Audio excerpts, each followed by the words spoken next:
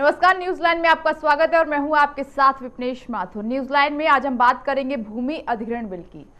Bill को आज लोकसभा में पेश कर दिया गया, जिस पर विपक्ष ने खूब हंगामा मचाया। कांग्रेस समेत सभी विपक्षी दलों ने लोकसभा से वॉकआउट कर दिया। राज्यसभा में भी सरकार को विरोध का सामना करना पड़ा। साथ ही बात करेंगे अन्ना की। अन्ना के मंच पर आज अरविंद केजरीवाल दिखाई दिए।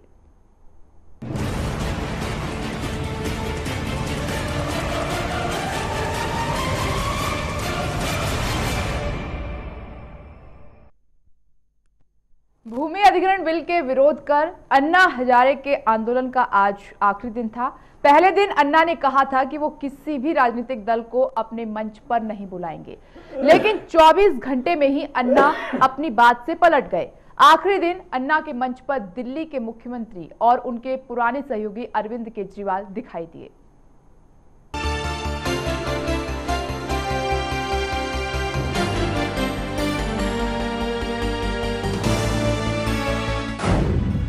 भूमि अधिग्रहण बिल के विरोध में अन्ना। दिल्ली के जंतर मंतर पर अन्ना का आंदोलन। अपने बयान से पलटे अन्ना। केजरीवाल को दी मंच पर जगह। अन्ना ने क्यों लिया यू टर्न? पहले दिन भूमि अधिग्रहण के मुद्दे पर अन्ना ने कड़े तेवर दिखाए थे। अन्ना ने कहा था कि वो राजनीति से दूर रहना चाहते हैं, इसीलिए किसी भी राजनीतिक पार्टी के नेता को अपने मंच पर जगह नहीं देंगे। लेकिन अन्ना अपने फैसले पर 24 घंटे भी नहीं टिक सके। दूसरे दिन अन्ना अपने ही दिए बयान से पलट गए और राजनीति को समाज सेवा के मंच पर जगह दे दी गई। आंदोलन के दूसरे दिन अन्ना ने अपने पुराने सहयोगी और दिल्ली के मुख्यमंत्री अरविंद केजरीवाल को जगह दे दी। अगर आपको याद नहीं आ रहा तो हम आपको अन्ना का वो बयान सुनाते हैं जो उन्होंने पहले दिन दिया था। मंच पर नहीं, पब्लिक में है ना। पब्लिक में कोई भी आ सकता है। मैं मंच पर पार्टी का मोहर लगा है तो मंच पर कोई भी आदमी, फिर तो पर पूरे पार्टी के लोग स्टेज पर बैठ जाएंगे और जनता को लगेगा कि ये तो पार्टी का आंदोलन है। तो सुना आपने, अन्ना साफ कह रहे हैं किसी भी नेता को वो मंच पर जगह नहीं देंगे। तो आखिर कुछ ही घंटों में ऐसा क्या हो गया कि अन्ना अपने बयान से पलट गए? क्यों अन्ना ने अपने कहे को झुटला दिया? कई लोगों का मानना है कि पहले दिन आंदोलन में वो भीड़ नहीं दिखाई दी जिसकी अन्ना ने कल्पना की थी। अन्ना आंदोलन का पहला दिन फेल रहा, जिसके चलते सरकार पर कोई खास दबाव नहीं बना। ऐसे में अन्ना को पता था कि इस वक्त दिल्ली में केजरीवाल की लहर चल रही है। ऐसे में भीड़ जुटाने के लिए अन्ना को केजरीवाल की शरण में जाना पड़ा। सिर्फ केजरीवाल ही नहीं बल्कि अन्ना ने बाकी पार्टियों के नेताओं को भी मंच पर आने की इजाजत दे दी। अब देखना ये है कि केजरीवाल के आने से अन्ना को कोई फायदा मिलता है या नहीं। प्रदीप नारायणिया के साथ ब्यूरो रिपोर्ट, चैनल 1 न्यूज।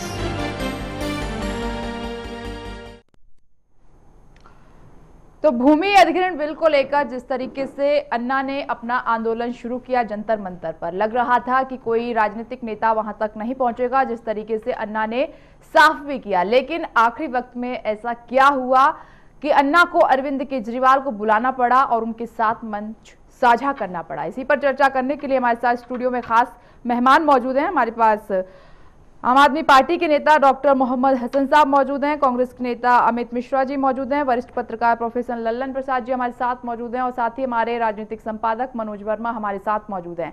आप सभी का बहुत बहुत स्वागत है इस खास चर्चा में। सबसे पहला सवाल मेरा हसन साहब आपसे है कि अन्ना ने जिस तरीके से कहा कि वो किसी के साथ मंच साझा नहीं करेंगे और आखिर में सारा काम छोड़कर अरविंद केजरीवाल वहां पहुंच गए मंच साझा करने के लिए।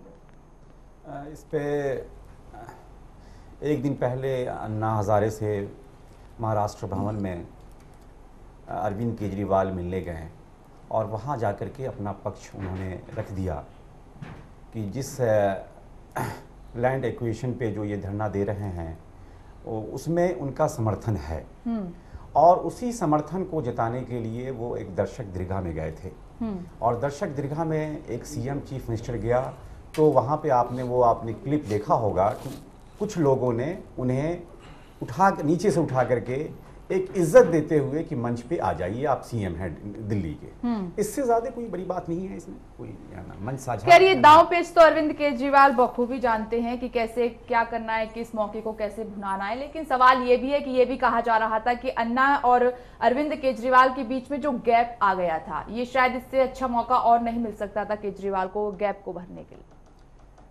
नहीं, गैप को भरने की बात नहीं है। अरविंद केजरीवाल शिष्य हैं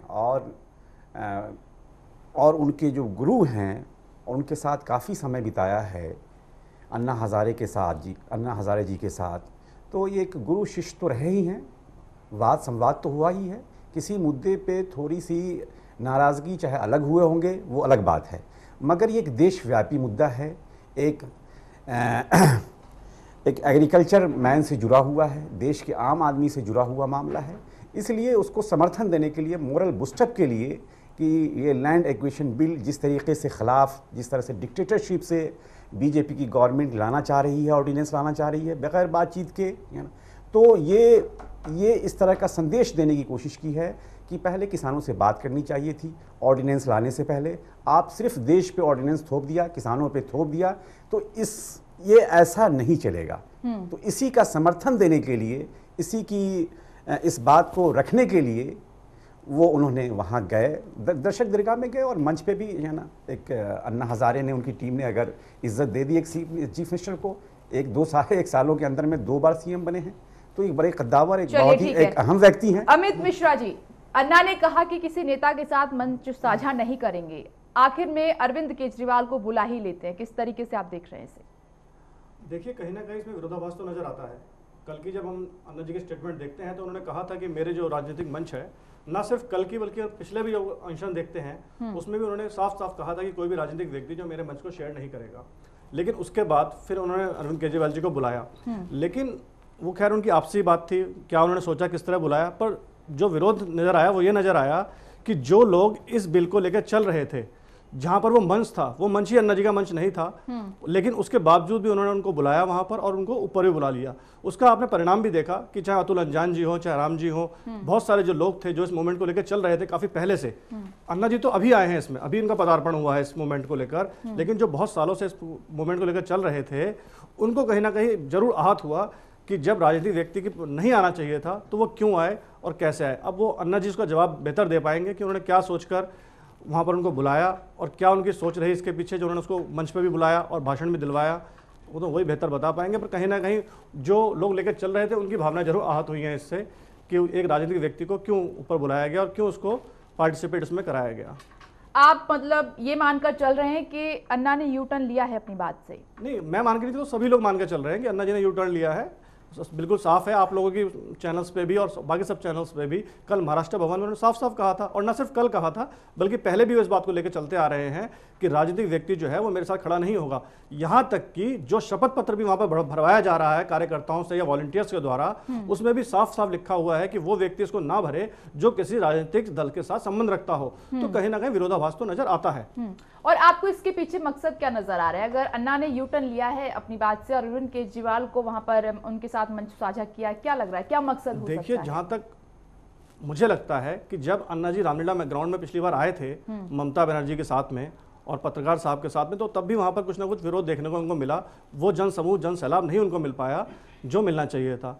और कल जब 23 तारीख को अन्ना जी वहां पहुंचे तो फिर उनको लगा कि कहीं ना कहीं जो जन सैलाब है, जो जन आंदोलन का रूप देना चाहते हैं, वो शायद पूरा नहीं हो पा रहा। तो उनको कहीं ना कहीं लगा कि यदि हम अरविंद को अपने साथ जोड़ते हैं, यदि अरविंद को अपने साथ लेकर आते हैं, तो कहीं ना कहीं उसको एक मूवमेंट मिलेगा और लोग ज़्यादा जुड़ सकेंगे और मेरा जो मूवमेंट है वो आगे अच्छी तरह से बढ़ सकेगा। शायद इस तरह उनके उस दिमाग में रहा होगा, जिसको लेकर उन्होंने दोबारा अरविंद जी को बुलाया। ठीक है, प्रोफेसर ललन प्रसाद जी, अन्ना अपनी बात से पलट गए, क्या मकसद नजर आ रहा है आपको? देखिए, अब इसमें तो राजनीति हो रही है, मैं समझ रहा हूँ। पहले तो जनता ये समझ रही थी कि शायद अन्ना जी राजनीति से बिल्कुल परे हैं और जो आंदोलन छेड़ना चाहते हैं उसमें निष्पक्ष रूप से उस आंदोलन को, जैसे गांधी जी ने स्वतंत्रता आंदोलन में काम किया था, तो शायद एक लक्ष्य है, उस लक्ष्य को लेकर चल रहे हैं। लेकिन जो रिस्पांस अब अन्ना जी को इस बार मिला दिल्ली में, तो मुझे लगता है कि उनको लगा कि शायद अब वो लोकप्रियता उनकी नहीं रहेगी। अब वो किस वजह से लोकप्रियता कम हुई ये तो मैं नहीं कह सकता, क्योंकि जिस चीज़ को लेके उन्होंने आंदोलन छेड़ा था वो काम तो अभी पूरा नहीं हुआ, लेकिन अब तब तक उन्होंने दूसरा मुद्दा एक और भी ले लिया और उसके ऊपर आ गए। तो एक के बाद एक दूसरे मुद्दे, जो राजनीति से प्रेरित मुद्दों को लेकर अगर आप इस तरह के आंदोलन करेंगे, पहले तो बीजेपी भी आपके साथ थी जब पहला आंदोलन हुआ, आपको याद होगा, तो जो क्राउड इकट्ठी हुई थी उसमें बीजेपी के भी तमाम कार्यकर्ता भी थे उनके साथ पीछे पीछे, और अब वो तो सारा जो उनके वो कार्यकर्ता थे वो तो सब अलग हो गए, तो उन्होंने उनको छोड़ दिया। और बाकी जो जनता थी, आम जनता ये नहीं चाहती कि देश का इंडस्ट्रियलाइजेशन न हो, हालांकि आम जनता भी चाहती है किसानों का ही तो, लेकिन आप इसको एक आंदोलन के रूप में लेकर आगे बार बार छोटी छोटी बातों पर आंदोलन करेंगे तब तो काम नहीं चलेगा देश हित में। अन्ना जी को चाहिए था कि अगर कोई ऐसी बात थी तो मोदी को भी पहले एड्रेस करते, मोदी जी को, कि भाई इस तरह का ऑर्डिनेंस आप लाए हैं ये ठीक नहीं है और उस पर आप पुनर्विचार करिए। लेकिन वो सब छोड़ के उन्होंने सीधा आंदोलन का रास्ता निकाला, सोचा जो हमारी लोकप्रियता बनी हुई है उसको हम भुनाएंगे, और उसी में वो देखिए अब अपनी बातों से भी पलटते जा रहे हैं। पहले उन्होंने केजरीवाल को कहा कि नहीं कोई पॉलिटिकल पार्टी मत बनाओ और राजनीति मत करो, पॉलिटिकल पार्टी उन्होंने बनाई, राजनीति किया और मुख्यमंत्री बन गए दिल्ली के।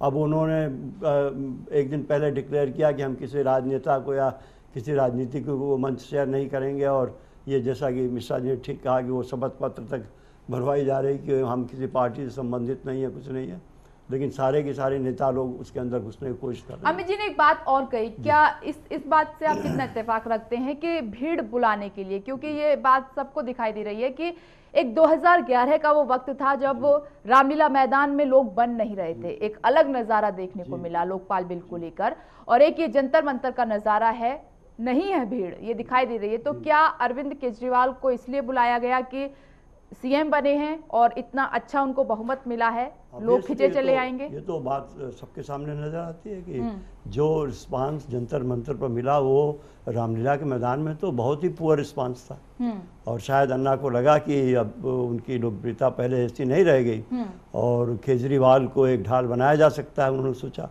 इसलिए वो केजरीवाल से बात भी कर लिया किया उन्होंने, केजरीवाल को इन्वाइट भी किया होगा, क्या किया उन्होंने तो हम नहीं कर सकते, लेकिन केजरीवाल का वहाँ पर जाना, फिर मंच पर बैठना और फिर बोलना, तो ये तो सारी चीज़ें ये बताती हैं कि परोक्ष रूप में उनका पूरा समर्थन था, तभी तो वहाँ पर पहुँचे। और राजनीति में दिलचस्पी उनकी बढ़ती जा रही है। वो तो एक तरह से राजनीति करने लगे हैं, ये दुखद बात है, क्योंकि अन्ना जी से देश को जो आकांक्षा थी वो आकांक्षा नहीं पूरी कर रहे हैं, वो दूसरे रास्ते पर जा रहे हैं। जी ठीक है मनोज जी, वक्त रहते हुए समय के साथ जिस तरीके से अन्ना बदल रहे हैं, उनकी भूमिका को किस तरीके से आप देख रहे हैं?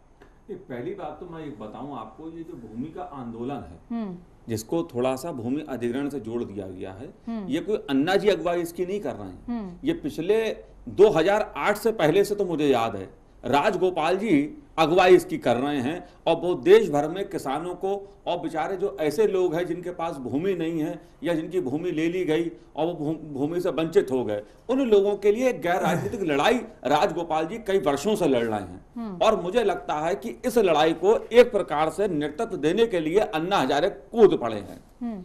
अब सवाल आता है कि अन्ना हजारे ने यह मौका क्यों चुना।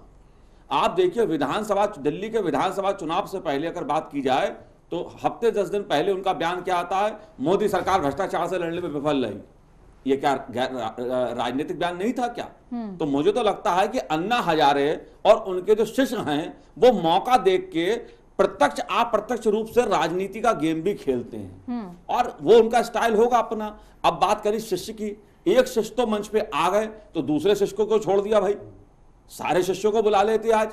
और जहां तक बात रही भीड़ की, तो ये बेचारे, वहां पर मैं गया था, दीनहीन गरीब लोग हैं, जो वंचित लोग हैं, जो वहां से आए हुए लोग हैं, और ये हर साल आते हैं, हर दूसरे तीसरे साल आते हैं, राजगोपाल जी के नेतृत्व में आते हैं। लेकिन हाँ, जिस तरह से अरविंद केजरीवाल को ले जाके मंच पर बैठाला गया, निश्चित रूप से इसका राजनीतिकरण होगा, और अन्ना हजारे जी पे भी उंगली उठेंगी कि भाई ये राजनीति करते हैं या ईमानदारी से मुद्दे उठाते हैं। क्योंकि आप पहले मना कर रहे थे, अन्ना हजारे से उम्मीद की जाती कि वो ईमानदार नेता हैं, गांधीवादी नेता हैं, वो जो बोलेंगे सही बोलेंगे, लेकिन आप एक दिन पहले कहते किसी राजनीतिक दल को बैठने नहीं दूंगा, दूसरे दिन आप बुला लेते हैं। राहुल गांधी भी वहां जाना चाहते थे, लेकिन मना कर दिया, हम राहुल गांधी को नहीं आने देंगे। तो अन्ना हजारे मुद्दा भी चुनेंगे, अन्ना हजारे नेता भी तय करेंगे कौन मेरे मंच पर आएगा कौन नहीं आएगा।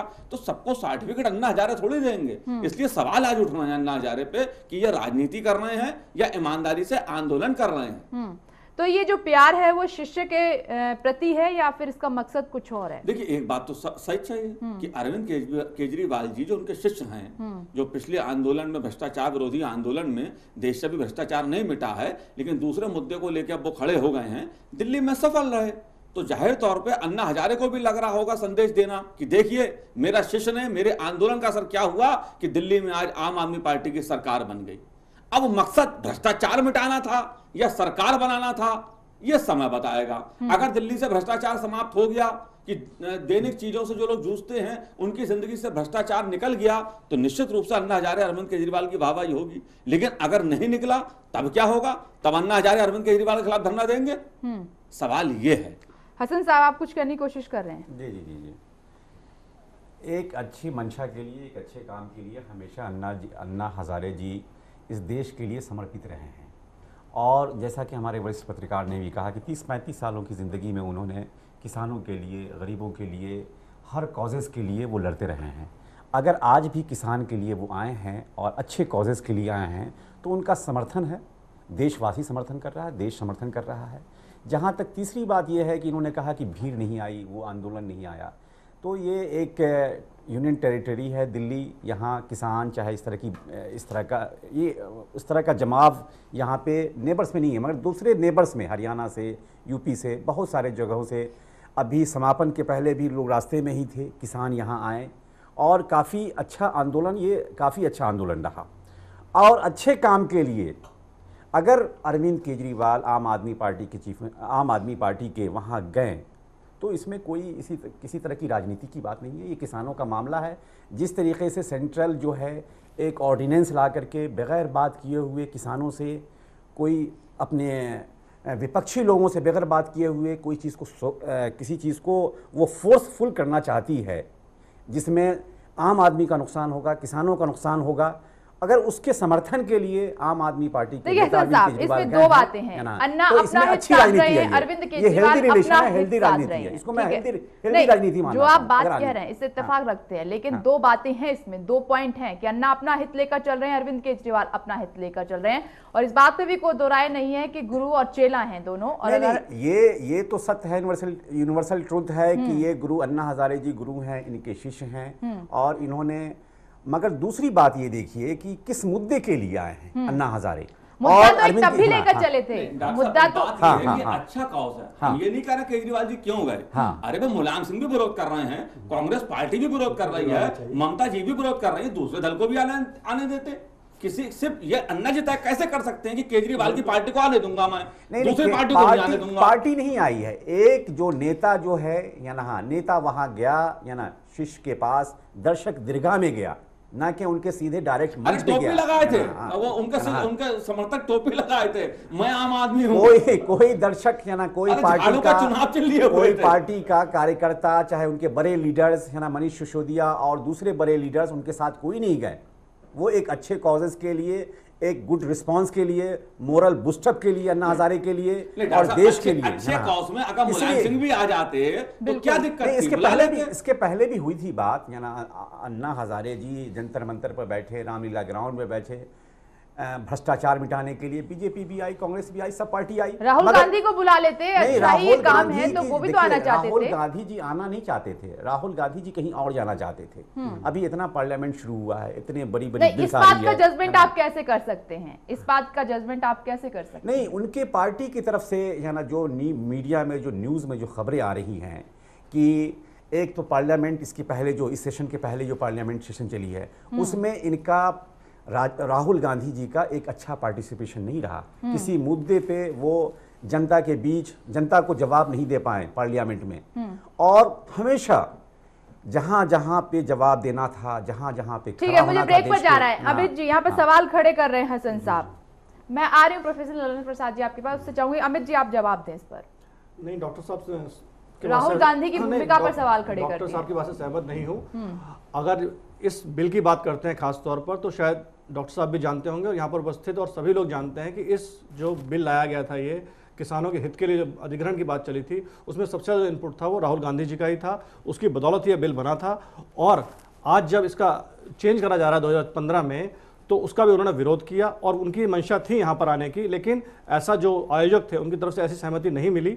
इस वजह से शायद उनका आना कैंसिल हुआ। और यदि वो डॉक्टर साहब बोले कि वो शायद इस समय अवेलेबल नहीं है, तो यदि वो अवेलेबल नहीं भी है तो हमारे सवाल ये है कि जब राहुल गांधी ने अपनी इच्छा जताई तो अन्ना ने मना कर दिया। ये सौभाग्य अरविंद केजरीवाल को प्राप्त हो गया, उनको नहीं हुआ, इनको हो गया। कहीं ना कहीं सीधी उनके स्ट्रेट फॉरवर्ड बातें हैं। एक राहुल गांधी जी का बॉडी लैंग्वेज, प्रेजेंस पार्लियामेंट में और किसी इंपॉर्टेंट मुद्दे पे, यानी अगर उनका सही ढंग से प्रस्तुत कर पाते देश के सामने, नौजवानों के सामने, तो आज ये कांग्रेस की दुर्दशा नहीं होती। इस दौर से आप भी गुजर चुके हैं हसन साहब, अपना पिछला वक्त आप भी याद करके चलिएगा। नहीं, हमारा वक्त तो हम आम आदमी पार्टी, या ना ये पार्टी शुरू हुई, या ना हमने काफ़ी अच्छा परफॉर्मेंस पहले इलेक्शन में भी दिया, पहली बार भी सीएम बने, दूसरी बार भी जनता के प्यार से जो प्यार दिया उससे दूसरी बार भी हमने। ठीक है, प्रोफेसर ललन प्रसाद हमारे नेता सीएम बने। ये वही सवाल कि अगर आपने अरविंद केजरीवाल को वहां पर आने दिया, साझा किया मंच, तो और भी तो नेता थे कगार में, वो भी तो विरोध कर रहे हैं, उनको भी आप निमंत्रण देते। फिर हिंदी में एक कहावत है, गुरु गुड़ और शिष्य चीनी, तो वो वाली बात हो गई। शिष्य ने गुरु को पछाड़ दिया इस बैटल में, और शिष्य तो आगे मंच पर बैठ गया, और गुरु सबसे प्रॉमिस करते रहे पूरे देश से कि मैं इसको राजनीतिक मंच नहीं बनाना चाहता। तो ये जो कुछ हुआ है, कोई डेलिबरेटली हुआ है, हम ये नहीं कह सकते कि ये कोई ऑल ऑफ सडन हो गया और केजरीवाल जी वहाँ मीटिंग में गए और फिर सीएम थे इसलिए बुला लिया गया। खाली सीएम को बुलाने वाली क्या बात है, जैसा कि भाई साहब ने बताया अभी कि वो बात भी ठीक है कि आप मुलायम सिंह को बुला सकते थे, आप और विरोधी पार्टियों के नेता को बुला सकते थे। अगर यही मंशा थी कि जो लोग भी लैंड एक्विजिशन बिल के खिलाफ हैं उन सबको एक साथ लेके चलना है, तो आप सबको बुलाइए, उसमें राहुल गांधी को भी आप बुलाइए, उसमें क्या फर्क है।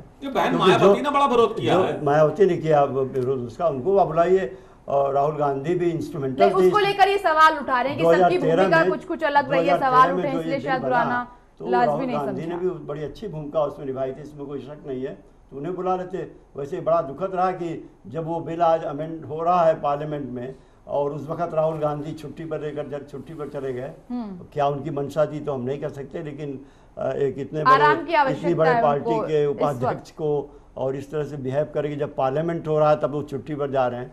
खैर ये और प्रोफेसर ललन प्रसाद, दो बातें हैं कि आपका एक काम पूरा नहीं हुआ जी, आपने दूसरे खिलाफ मोर्चा खोल दिया। जन लोकपाल बिल तो शायद ये भूल ही गए हैं। बिल्कुल, तो वो अब जो केजरीवाल ने जिस तरह से यू टर्न किया है, ये मैं समझता हूँ कि उनकी अपनी इमेज के लिए ठीक नहीं है, क्योंकि जनता के अंदर अब ये भावना हो रही है, जैसे आपने ठीक कहा कि अब कल तक तो आप लोकपाल की बात कर रहे थे, काले धन की बात कर रहे थे, अब आप एक दूसरे मुद्दे पर आ गए, कल एक और मुद्दा आ जाएगा, आप उस पर आ जाएंगे। तो आप कोई कंसिस्टेंसी दिखाइए कि नहीं आप वाकई किन चीज़ों पर बहुत सीरियस हैं, उनको आगे ले जाना चाहते हैं। अब आप अपने उस शिष्य को भी ऊपर उठा के बैठा दी जिसके खिलाफ आप खुद ही कहते रहे कि राजनीति में नहीं आनी चाहिए और पॉलिटिकल पार्टीज में नहीं जाना चाहिए, और मेरा ये अपोलिटिकल है सारा कुछ। और दिलचस्प बात ये भी है कि अरविंद केजरीवाल तब नारा करते रहे कि राजनीति में नहीं आऊंगा, अलग पार्टी नहीं बनाऊंगा, सब कुछ वही हो गया। अब अन्ना भी अपनी बातों से वो कर रहे हैं, यू टर्न लगातार लेते जा रहे हैं, आखिर ये हो क्या रहा है? शिष्य उनके हैं, तो अब जब केजरीवाल यू टर्न लेते जा रहे हैं तो अब अन्ना, चलिए ठीक है, अन्ना के ही तो शिष्य वो हैं, अब अन्ना भी उसी परंपरा को आगे बढ़ाया जा रहा है। ठीक है, ब्रेक का वक्त हो गया है, ब्रेक का वक्त हो गया है। एक और सेगमेंट हमारे पास है, उस पर चर्चा करेंगे ब्रेक के बाद।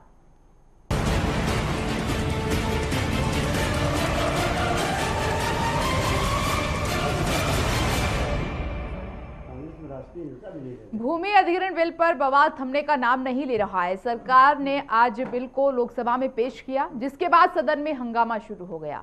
बिल के विरोध में कांग्रेस समेत सभी विपक्षी दलों ने लोकसभा में वॉकआउट कर दिया। वहां से राज्यसभा में कुछ ऐसा ही नजारा देखने को मिला। वहीं हर तरफ विरोध और हंगामे के बावजूद सरकार बिल पर पीछे हटने को बिल्कुल तैयार नहीं है।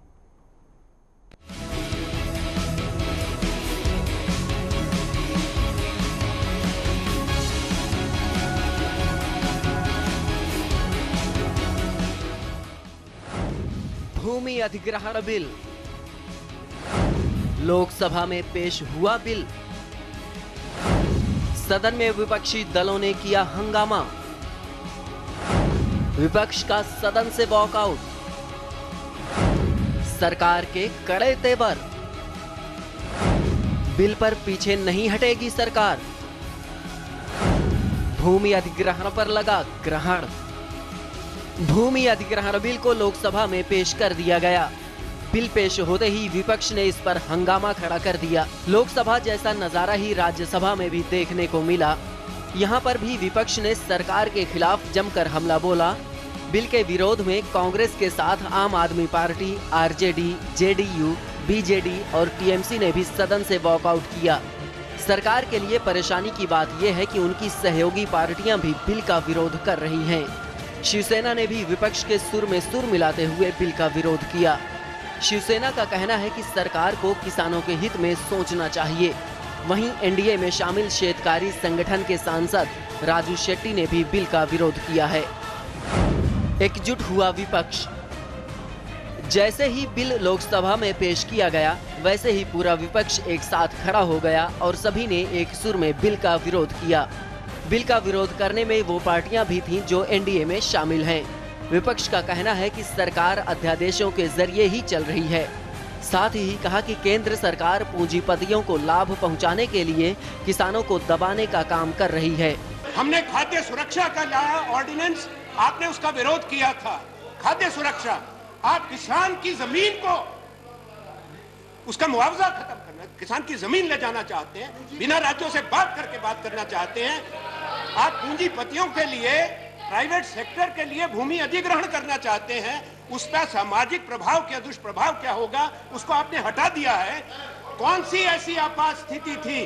हर 27 दिन के अंदर आपकी सरकार एक ऑर्डिनेंस लाती है। हर 27 दिन में एक ऑर्डिनेंस आप उसमें से बता दें जो देश की जनता, देश के किसान के, देश के गरीब के हित का है। आपका हर ऑर्डिनेंस जन विरोधी है। उन शर्तों को इस सरकार में तो उल्टा कर दिया गया, बिल्कुल उसको बदल दिया गया है।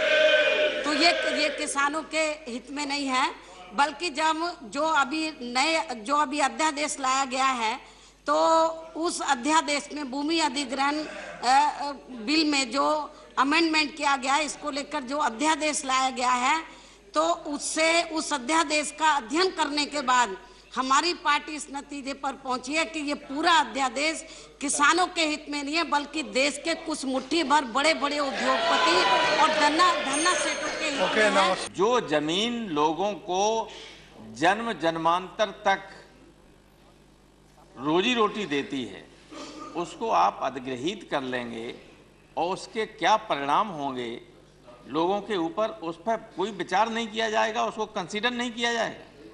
ये सही है कि तमाम योजनाओं के लिए ज़मीन की ज़रूरत होती है और तमाम दिक्कतें, व्यावहारिक दिक्कतें आती हैं, वो बात करके, उस पर भी बात करके रास्ता निकाला जा सकता था, लेकिन आपने उसको बाईपास किया।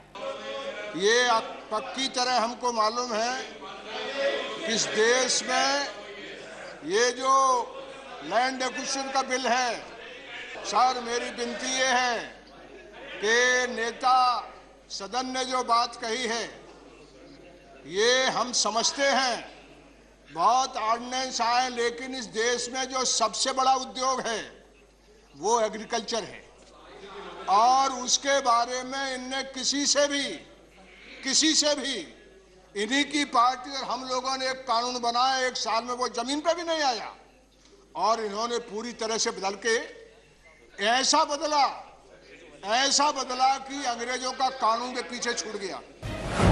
पीछे नहीं हटेगी सरकार। संसद से लेकर सड़क तक बिल का विरोध हो रहा है। राज्यों में किसान भी बिल का विरोध कर रहे हैं। इतना ही नहीं, सरकार को घर में भी विरोध झेलना पड़ रहा है। इसके बावजूद मोदी सरकार बिल पर कदम पीछे खींचने को तैयार नहीं है। प्रधानमंत्री नरेंद्र मोदी ने साफ कर दिया है कि भूमि अधिग्रहण अध्यादेश अपने आप में काफी बेहतरीन है और इसे वापस नहीं लिया जाएगा। कांग्रेस शासनकाल में आए देश के 80% अध्यादेश। कांग्रेस ने मोदी सरकार को अध्यादेश लाने वाली सरकार कहा है, जिसके जवाब में वित्त मंत्री अरुण जेटली ने कहा कि कांग्रेस की सरकार के दौरान सबसे ज्यादा संशोधन हुए। उन्होंने कहा कि देश के 80% अध्यादेश कांग्रेस के शासनकाल के दौरान आए। जिसको राष्ट्रपति जी की मंजूरी मिलती है, दोनों सदनों में पारित करना उसको आवश्यक होता है।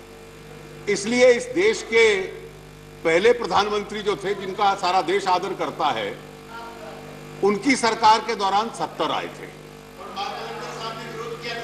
और जब मेरे मित्र वामपंथी दल, जिसमें केसी त्यागी जी की पार्टी भी शामिल थी, इनकी यूनाइटेड फ्रंट की सरकार थी, तो 18 महीने में 77 बार आए थे। नए तर्क का निर्माण कर लेना कि ऑर्डिनेंस के माध्यम से संसद को बाईपास किया जाता है, ये अपने आप में वाजिब नहीं है। किसानों से लिए जाएंगे सुझाव।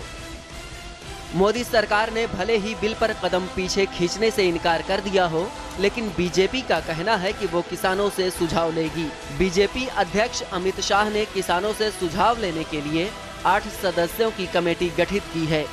ये कमेटी किसानों के बिल पर उनका पक्ष जानने की कोशिश करेगी। अभी तो बजट सत्र की सिर्फ शुरुआत है। बिल को लेकर रोजाना सदन में ऐसे नज़ारे देखने को मिलेंगे। अब देखना ये होगा कि विपक्ष और किसानों की अनदेखी कितने दिनों तक करती है। प्रदीप नारानिया के साथ ब्यूरो रिपोर्ट, चैनल 1 न्यूज।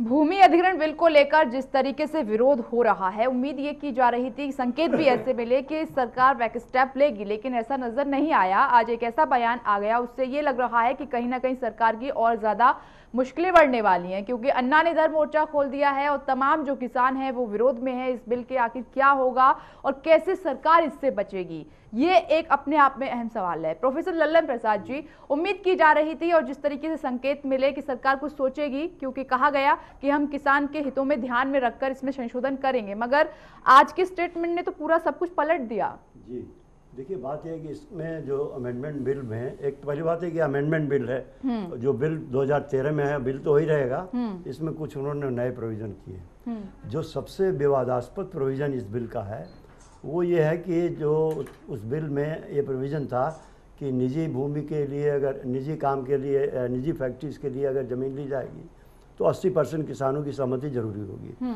और पब्लिक प्राइवेट पार्टिसिपेशन में, या डिफेंस के लिए, या फिर वो इंडस्ट्रियल कॉरिडोर्स के लिए, या फिर एग्रीकल्चरल प्रोजेक्ट जो होंगे उनके लिए अगर ज़मीन ली जाएगी तो उसमें 70% किसानों की सहमति लेनी पड़ेगी, भूमि के मालिकों की लेनी पड़ेगी। और दूसरा जो इसमें विवादास्पद पॉइंट आ गया है वो ये है कि इन कामों के लिए सरकार जो ज़मीन अधिग्रहित करेगी उसके लिए कंपनसेशन तो उसी रेट पर देगी जो 2013 में डिसाइड हो चुका है, उसकी तो वो कोई पॉइंट नहीं है। लेकिन इसके लिए जो सरकार भूमि अधिग्रहित करेगी उसमें जो किसानों की ज़मीन होगी तो उनको कोर्ट जाने की इजाज़त नहीं होगी। मतलब एक तरह से रास्ते सारे बंद हो गए। एक तरह से कंपल्सरी एक्विजिशन हो जाएगा एट ए गिवन रेट। तो ये सारा विवाद इस बात का लेकर हो रहा। इसके दो पहलू, एक तो ये है कि इस समय कई जगह लिटिगेशन ऐसे चल रहे हैं जिसकी वजह से अरबों रुपए के प्रोजेक्ट्स रुके पड़े हैं या रुके पड़े थे पास्ट में, और जिसका फिर कीमत जाके चौगुना हो गया उस प्रोजेक्ट का, उसी की वजह से कि सिर्फ या तो भाइयों में झगड़ा था या कुछ किसानों में आपस में गलतफहमी उस एरिया में हो गई, या वहाँ पर कुछ विरोधी नेता ऐसे थे जो चाहते नहीं थे कि यहाँ पर प्रोजेक्ट बने या सरकार को इसका क्रेडिट मिले। तो इस तरह की समस्याओं को लेकर लोगों को उभार दिया गया और इस तरह के जो कोर्ट में केसेस चले गए वो पेंडिंग पड़े होते हैं सालों, और उसमें प्रोजेक्ट रुक जाता है। तो इस सरकार की जो ऐसी मंशा लगती है, जहाँ तक मुझे लगता है कि इस व्यवधान को दूर करने के लिए उन्होंने एक लिमिट दिया कि ये 5-7 चीज़ें हैं जिसके लिए अगर हम जमीन अधिग्रहित करें तो उसमें कोई कोर्ट में न जाए। मगर मकसद को समझाना पड़ेगा किसानों बिल्कुल, ये बात क्योंकि किसान फिर कैसे समझेंगे। हाँ, ये बात आपका बिल्कुल ठीक है कि किसानों को ये बात बताई नहीं गई और सरकार की जिम्मेदारी थी। मैं समझता हूँ कि अगर मोदी जी रेडियो से बात करते हैं और अपनी बात सबको सुनाते हैं तो उनको जनता के सामने, किसानों के सामने ये भी बात लेके जानी चाहिए थी ऑर्डिनेंस बनाने के पहले। ये एक अच्छा जरिया है कि वो इस बात बनाने के पहले ये बात ले जानी चाहिए थी। चलिए ऑर्डिनेंस बन भी गया तो कानून लाने के पहले ये बात करनी चाहिए थी। किसानों से कहते कि देखिए हमने इस ऑर्डिनेंस में ये चेंजेस इसलिए किए हैं, और आप जनता से आप सीधा संबंध है, सीधा संवाद है, तो आप उनसे बात करके समझाइए। और ये बायक बगैर उनसे बात किए जनता से या किसानों से, जिसका हित सर्वोपरि है इस मामले में, इसमें कोई संदेह नहीं है।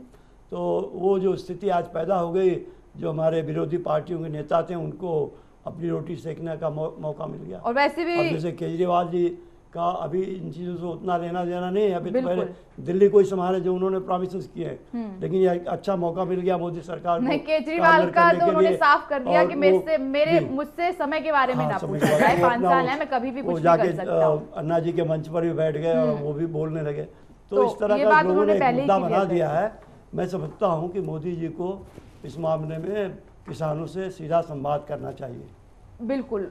मनोज जी, ये जो साफ तौर पर कह दिया है कि बिल पर सरकार पीछे नहीं हटेगी, लग नहीं रहा है कि और ज्यादा संकट खड़ा हो जाएगा सरकार के लिए? नहीं, अभी देखिए दूसरे सत्र का दूसरा दिन है, अभी थोड़ा टाइम देना चाहिए मुझे लगता है।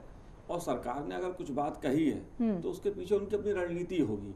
देखिए सदन की जो स्थिति है दोनों सदनों की, उसमें लोकसभा में सरकार के पास बहुमत है, राज्यसभा में बहुमत नहीं है। अगर बिल पास होगा तो विपक्ष और सत्ता पक्ष के दोनों के सहयोग से ही होगा। और ऐसा नहीं है कि देश में विकास हो ये कांग्रेस पार्टी नहीं चाहती है, किसानों का अहित हो ये बीजेपी चाहती है, ऐसा तो है नहीं। देश में विकास हो कांग्रेस पार्टी भी चाहती है, किसानों का हित हो, देश का विकास हो बीजेपी भी चाहती है। इसके बीच का ही रास्ता कोई निकलेगा और वो निकलेगा आपसी बातचीत से। 2-4 दिन की टकराव होगा, विपक्ष अपना एक स्टैंड लेगा, सरकार अपना स्टैंड लेगी, दोनों तरफ से दिखाया जाएगा कि हम नहीं झुक रहे हैं। राजनीति में स्कोरिंग होती है और मुझे लगता है कि सदन के भीतर और बाहर इस प्रकार का होगा और कौन अपनी बात को ज्यादा मनवाने में कामयाब होगा उसके आधार पर राजनीति चीज चलेंगी। किसानों का मुद्दा बड़ा संवेदनशील मुद्दा है और इस देश में जो भी राजनीति होती है वो किसानों के नाम पर होती है। ये बात अलग है कि किसानों का भला कम होता है, बिल्कुल किसानों का भला ईमानदारी से नहीं होता। राजनीति सब कहते हैं किसानों का भला होना चाहिए और 65 साल से इस देश में यही हो रहा है। किसान आत्महत्या कर रहा है और हर सरकार के राज में करता है, लेकिन नारा किसानों की भलाई का ही लगता है और इस बार भी ऐसा ही हो रहा है। कांग्रेस पार्टी भी बिल लेके आई थी तो उसके पीछे विकास मकसद था और उसमें कई प्रावधान ऐसे किए गए थे कि किसानों का भला हो। और ये सरकार भी कह रही है कि हम भाई किसानों का बुरा नहीं चाहते हैं, किसानों का अहित नहीं चाहते हैं, लेकिन राजनीति होगी और इसी राजनीति के बीच से ही कोई सकारात्मक रास्ता भी निकलेगा। यही हमारे लोकतंत्र की और संसद की खूबी भी है। दूसरी बात, आपने कहा कि सरकार की कोई रणनीति होगी, ये रणनीति किसान कैसे समझेंगे, गरीब आदमी कैसे समझे उस रणनीति को? अब ये तो पार्टी का काम है समझाना किसानों को। सरकार अपना फैसला लेगी, पार्टी अपना समझाएगी। अब जैसे ही बात कही जा रही है कि साहब सुनवाई का उसमें अधिकार नहीं है, सरकार में और पार्टी के भीतर चर्चा भी चल रही है। संसदीय बोर्ड की बैठक भी हुई, उसमें भी ये चर्चा हुई बीजेपी के पार्टी में कि भाई ये जो कुछ प्रावधान है इसमें क्या इसमें बदलाव किया जा सकता है। तो सरकार की जो रणनीति है फिलहाल इस बिल को लेकर सदन में चर्चा की है कि सदन में जो प्रस्ताव सुझाव विपक्ष की तरफ से आएंगे, जो संशोधन आएंगे, मुझे लगता यह है कि उसी चर्चा उसी बहस के बीच से ही कोई बीच का रास्ता निकलेगा। अब विपक्ष क्या उसमें सुझाव देता है, कितना विरोध करता है और सरकार अपनी तरफ से कौन सा प्रस्ताव और रखती है, वो चर्चा के दौरान भी कुछ चीजें आती हैं और मुझे लगता है कि उसके बाद कोई ना कोई रास्ता इस मुद्दे पे अवश्य निकलेगा। अमित जी, ऐसा नहीं है कि आपकी सरकार थी तब भी किसानों ने आत्महत्या की, विरोध तब से होता ही, आंदोलन लंबा कार्यकाल हो चुका है। आज बीजेपी की गवर्नमेंट है, एनडीए की सरकार है केंद्र में, अब भी यही हालात बने हुए हैं। सवाल यह है कि जिस तरीके से बिल पेश होने हैं, आप पहले सुझाव तो दीजिए, चर्चा तो कीजिए, तभी तो समाधान निकलेगा। विरोध करने से बात कैसे बनेगी? नहीं, देखिए जहां तक लैंड एक्विजिशन बिल का मामला है, कांग्रेस उसको लेके आई, किसानों के हित में था, भारतीय जनता पार्टी के सपोर्ट से लेके आई। उस समय जब लोकसभा में राज्यसभा में पास हुआ तो भारतीय जनता पार्टी और अन्य पार्टियों के सहयोग से हुआ, लेकिन आज उसको एकाएक चेंज किया जा रहा है और कहीं ना कहीं किसानों के जो हाथ हैं वो पूरी तरह काट दिए जा रहे हैं। जो भूमि पर मालिकाना हक किसानों का है वो उनसे बिना उनकी सहमति के, बिना किसी मापदंड के वहाँ पर जिस कार्य के लिए ली जा रही है वो उस अवधि में शुरू होगा नहीं होगा, वो भी चीज़ें इसमें समाप्त कर दी जा रही हैं। अगर मुझे कुछ वो परेशानी उससे होती है तो मैं न्यायालय का दरवाजा नहीं खटखटा सकता। इस तरह की जो बातें हैं वो इस संशोधन में करके उसको चेंज करा जा रहा है। तो कांग्रेस उसका विरोध कर रही है, लोकसभा में भी कर रही है, राज्यसभा में भी कर रही है। जैसे कि अभी वर्मा जी ने बताया कि लोकसभा में तो पूर्णतः बहुमत है भारतीय जनता पार्टी के पास में, वहां से वो उसको आगे निकाल सकती है, लेकिन राज्यसभा के अंदर उसके पास बहुमत नहीं है, तो कहीं ना कहीं उसको यहाँ पर रुकना पड़ेगा। यहाँ आप फायदा उठाने की कोशिश करेंगे? देखिए इसमें हमारा फायदा नहीं है। अगर उसमें संशोधन होता है और किसानों के हित की बात होती है तो किसानों को फायदा होगा, देश को फायदा लेकिन होगा। अमित जी एक बात समझाइए, कोई सरकार चाहेगी कि उसकी छवि खराब हो? कोई सरकार ये चाहेगी कि आपने ये सोचा था? देखिए बहुत सारे दबाव होते हैं, बहुत सारी चीजें ऐसी होती हैं जहां पर कि वो किसी फायदे को नजरअंदाज करते हैं और कहीं से फायदा उठाने की कोशिश करते हैं, और कई बार जो फैसले होते हैं वो एडवर्स भी चले जाते हैं। ऐसा नहीं है कि यदि मैं कोई कार्य करता हूं, शायद इस दबाव का एक्सपीरियंस आपको ज्यादा होगा। सभी लोगों को होता है, बिल्कुल हमारे पास तो रहा होगा, क्योंकि हमने इतने सारे शासन किया है देश में। तो कहीं ना कहीं जो आदमी शासन ज्यादा करता है उसको ज्यादा तजुर्बा होता है किस तरह से चीजों को संभालना है। तो कहीं ना कहीं मोदी सरकार के ऊपर कोई दबाव ऐसा है जिसकी वजह से वो किसान हित का जो है वो ध्यान नहीं रख पा रही है। उसी के विरोध के चलते आज जितनी भी पार्टियां हैं वो इसका विरोध कर रही हैं, और इसी विरोध के मद्देनजर कहीं ना कहीं मोदी सरकार को झुकना पड़ेगा और उसे संशोधन करना पड़ेगा। यदि वो नहीं मानेगी तो उसका खमियाजा उसको भुगतना पड़ेगा। हसन साहब आप कुछ कहने की कोशिश कर रहे हैं? जी, पहले 2-3 स्टेप्स में इस बात को समझनी पड़ेगी कि लैंड एक्विजिशन बिल क्या है। इसका फुल फॉर्म जो right for the compensation and transparency in the land acquisition rehabilitations and resettlement act 2030, दोनों लोकसभा से राज्यसभा से कांग्रेस बीजेपी दोनों ने मिलकर के पास किया था। ये 10 महीने 11 महीने 1 साल या ना पहले 2013 में। आज 2013 में क्या विजन नरेंद्र मोदी बीजेपी की बदल गई कि जो आपने साल भर पहले जो एक स्ट्रांग बिल कहा जा रहा था कि ये देश हित में भी है, किसानों के हित में भी है, कंपनसेशन की बात हुई थी, और उपजाऊ ज़मीन हम नहीं लेंगे, और 80% जो जिस किसान से लेंगे अगर वो पक्ष देंगे तभी हम यानी इस लैंड को देंगे। यानी कि एक तीसरी बात ये समझने की ज़रूरत है कि किसान इस देश का जो है रीढ़ है, वो अन्न उगाता है, अन्न उपजाता है, और पूरा देश कृषि प्रधान देश कहलाता था। हर कृषि प्रधान देश में डेवलपमेंट भी बहुत ज़रूरी है।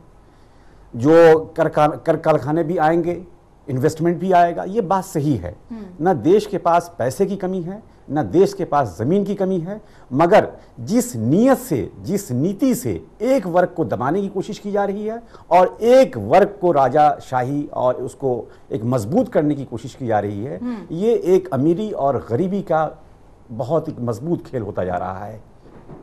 लोग जो हैं वो बेसब्री से देख रहे हैं। हसन साहब ठीक है, इस पर आप अपनी प्रतिक्रिया दे रहे हैं, अच्छी बात है, लेकिन एक सवाल ये भी है कि दूसरों के बारे में बोलना आसान है। जो आप पर जिम्मेदारी है, क्या आप उसको संभाल पा रहे हैं?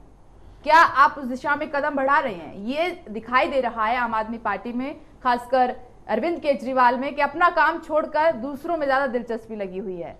तो जनता वो भी तो देख रही है। जिस दिन शपथ ग्रहण किया उस दिन उन्होंने अपने वाज़े तौर पे बातें कह दी कि हम जो हमें जनता ने जो विश्वास हमारे समझ से, हमारे विचार से जितना मिलना चाहिए उससे कहीं ज्यादा प्रेम दिया है। वही बातें हैं, अभी तक बातें ही नजर आ रही हैं। नहीं तो अभी हमारे इंतजार कर रही है खामोशी से जनता। खामोशी से इंतजार कर रही है, ज्यादा नहीं कर पाएगी। पेशेंस नहीं है युवाओं के पास। डिलीवरी तो देना। प्रोफेसर लल्लन प्रसाद जी, ये जिस तरीके से अमित जी ने बात उठाई कि दबाव है प्रधानमंत्री नरेंद्र मोदी पर, वो दबाव आपको नजर आ रहा है? क्या लगता है कि वाकई में दबाव है और उसी वजह से उनको ऐसी स्टेटमेंट देनी पड़ी और इस तरीके के संशोधन उनको करने पड़े? देखिए, एक बात तो पहले जो डॉक्टर हसन ने कहा कि नियत वाली बात है, मैं समझता हूँ कि मोदी जी की नियत पर शक करना ये आम आदमी की शायद पार्टी की आदत है कि सबकी नियत पर शक करते हैं। पहले अपने नियत को देखें, जैसे उन्होंने किया 49 दिन के बाद जो कुछ हुआ है।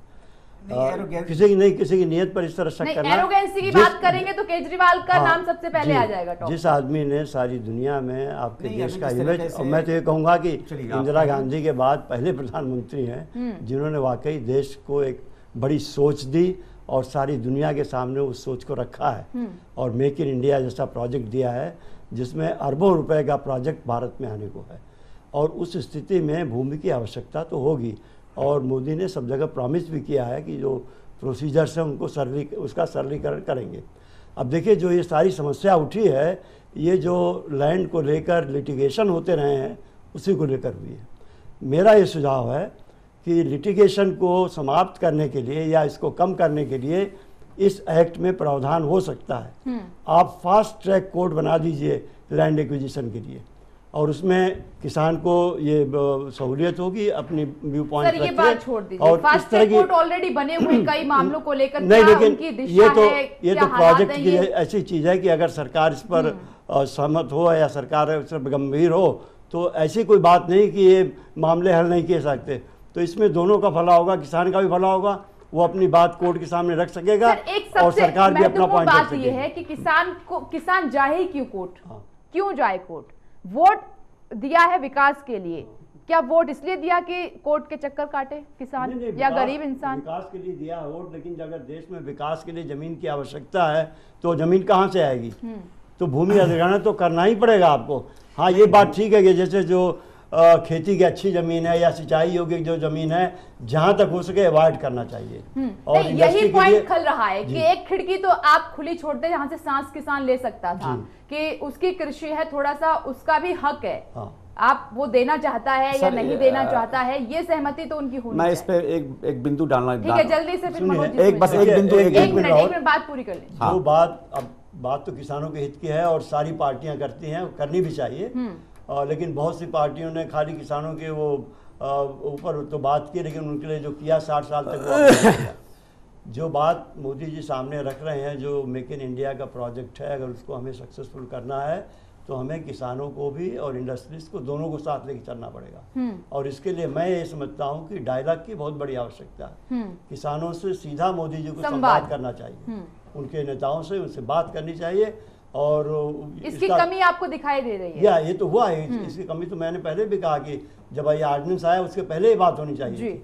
चलिए, अब अगर ऑर्डिनेंस लाया गया उसके बाद बिल आया, इसके पहले भी कोई बात नहीं हुई, तो ये सरकार की थोड़ी गलती है इस मामले में कि उन्होंने किसानों को अपने, ये सरकार को समझना चाहिए। किसानों का बहुत बड़ा हित इसमें है और अगर उनको हम कन्विंस नहीं कर सके, एक सही काज के लिए आप कन्विंस नहीं कर पा रहे हैं। जी बिल्कुल। हसन साहब जल्दी से अपनी बात कीजिए। इसमें सबसे पहली बात यही कहना चाहेंगे कि किसान का लैंड एक्विजिशन किसान से, गरीबों से, एक आम आदमी से क्यों भाई? इसके यहाँ के इस देश में करोड़पति हैं, अरबपति हैं, किसी के पास 300 बीघे, किसी के पास 400 बीघे। दिल्ली शहर में रहता हूँ, दिल्ली में, महरौली में और बहुत सारी जगहों पे एक फार्म हाउस 10-10 एकड़ 20-20 एकड़ की है। तो इन लोगों की इक्वेशन है ना, खाली फार्मर्स की जमीन होगी एक्ट में तो ऐसा नहीं, हमेशा जब कानून बनता है और कानून का दुरुपयोग जो होता है वो गरीबों के लिए होता है और किसानों के लिए होता है। कभी भी कोई बड़ा आदमी, इस देश का ताकतवर आदमी, उस पे कानून जो लागू होता है वो सबके लिए है। नहीं, सबके लिए मानते हैं, सरकार लागू करने वाली है, उसके ऊपर डिपेंड करेगा। जो नजर आता है, जो नजर आता है कि अभी देख लीजिए, राजस्थान देख लीजिए, हरियाणा देख लीजिए, पंजाब देख लीजिए, जो अधिग्रहण हुए हैं वो किसानों के हुए हैं। कोई बादल के अधिग्रहण नहीं हुए हैं, बादल के रिश्तेदारों के अधिग्रहण नहीं हुए हैं, उसी तरह से चौटाला के अधिग्रहण नहीं हुए हैं। हरियाणा में जो एक्स चीफ मिनिस्टर्स हैं उनके बहुत सारी ज़मीन है उनके रिश्तेदारों के पास। यहाँ तक के जो ज़मीन अधिग्रहण जो ये राहुल गांधी के जो ब्रदर इन लॉ हैं उनकी ज़मीन भी हरियाणा में है, उनकी कहाँ कुछ हो रहा है। सिर्फ बात इस देश में दो बातें इस विषय में बहुत साफ आई है कि इस ऑर्डिनेंस को जो लाया है, पहली गलती इन्होंने किया कि किसान की ज़मीन है, किसान रीढ़ है, किसान इस देश का वासी है, वोट देता है, उससे कोई बात नहीं।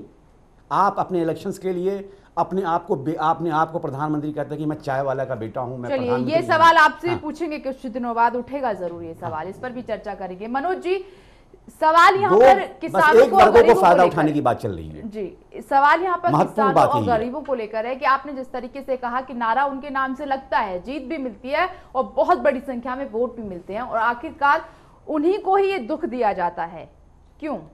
कोई दुखों की बात ऐसी नहीं है। देश में विकास होना तो जमीन तो चाहिए होगी ना। अब जमीन कैसे अधिग्रहण करनी है वो महत्वपूर्ण है। अब क्या दिल्ली में जो केजरीवाल जी ने वायदा करा कि 20 स्कूल खोलेंगे, कॉलेज खोलेंगे, दर्जन भर, जमीन कहाँ से लाएंगे? किसानों को जमीन लेंगे, अधिग्रहण करेंगे, तो विकास के लिए जमीन तो चाहिए ना। देखिए, बात सवाल नियत का है। मेट्रो ट्रेन दिल्ली में आई तो कई व्यापारियों की दुकानें तोड़ी गई, कुछ लोगों की जमीन अधिग्रहित की गई, मकान अधिग्रहित किए गए, जनता ने विरोध नहीं किया, क्योंकि मेट्रो जनहित में आई थी। जब आप जनहित में काम करते हैं तो जनता भी सहयोग करती है, और आप जन विरोधी काम कोई करते हैं तो केवल राजनीतिक दल ही नहीं, जनता भी विरोध करती है। मुझे लगता है जो लल्लन प्रसाद जी बात कह रहे थे कि इस सरकार को भी, मोदी सरकार को भी किसानों के साथ, विपक्षी दलों के साथ और जो किसान संगठन हैं उनके साथ ईमानदारी से बात करनी चाहिए। और कोई किसान ये नहीं कहेगा देश में विकास नहीं होना चाहिए, लेकिन किसानों की जिंदगी की कीमत पे कोई सौदा नहीं होना चाहिए, किसानों की रोजी रोटी की कीमत पे कोई सौदा नहीं होना चाहिए। और ये जब कोई सरकार करती है तो भले उसकी नीयत कितनी साफ हो, विरोध होता है और इससे बचना चाहिए।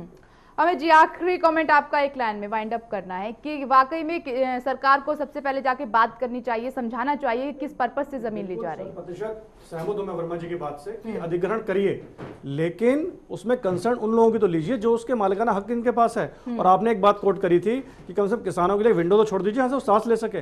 तो इन सब इसी बात पे खत्म करता हूं कि कम से कम एक स्पेस छोड़ दीजिए जहां से किसान सांस लेते हुए अपनी सहमति के द्वारा वो जमीन खुद दे और खुशी खुशी दे कि मुझे जो है उसका मुआवजा इस हिसाब से मिल गया जो मेरी जमीन की कीमत थी, और जो विकास कार्य होगा उसमें कहीं ना कहीं मेरी भी भागीदारी होगी और मेरी आने वाली जनरेशन जो है उसको भी फायदा होगा। अगर इस नीति से चलते हैं तो कोई विरोध नहीं होगा। चलिए देखते हैं कि इस बिल को लेकर अगला स्टेप सरकार का क्या होगा और विपक्ष किस तरीके से अपनी भूमिका अदा करता है इस बिल को लेकर। आप सभी का बहुत बहुत शुक्रिया इस खास चर्चा में शामिल होने के लिए, और इसी के साथ न्यूज़ लाइन में फिलहाल इतना ही। आप देखते रहिए चैनल वन न्यूज़।